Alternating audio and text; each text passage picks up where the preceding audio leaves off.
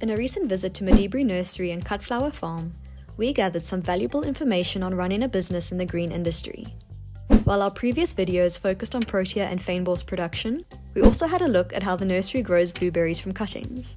Let's see how they do this. Using sharp, clean shears, the cuttings are taken from semi-hardened wood.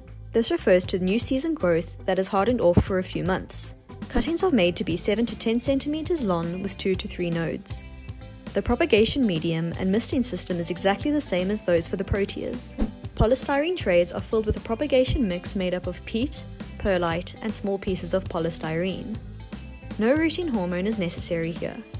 Holes are punched into the mix before the cuttings are stuck.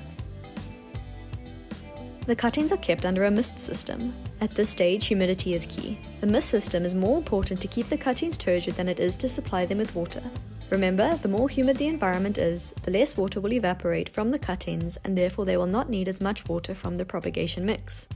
On most days, misting occurs 4 times a day for 30-second intervals. On very cold days, however, no misting is applied. The trays are placed on beds made up of polystyrene covered by netting. This helps protect the trays from the cold concrete underlying the polystyrene beds. It also promotes drainage of excess water. After a few months, the cuttings will look like this. You can see how well the roots have bound the soil around them.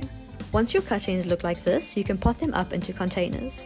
These containers are filled with an acid compost mix. Blueberries love an acid soil. In acidic soils, certain beneficial bacteria and fungi exist which release minerals and ammonia, which promotes vigorous blueberry growth.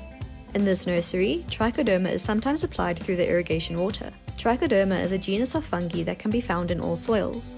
They help suppress pathogenic fungal species that may be harmful to the plants. After another few months of growth, the berries look like this, and they can be prepared for the market.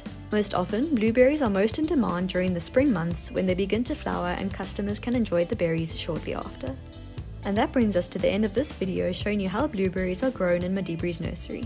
Let us know your thoughts in the comment section. The contact details for this nursery are provided in the description. Thanks for watching, and we will see you in the next video.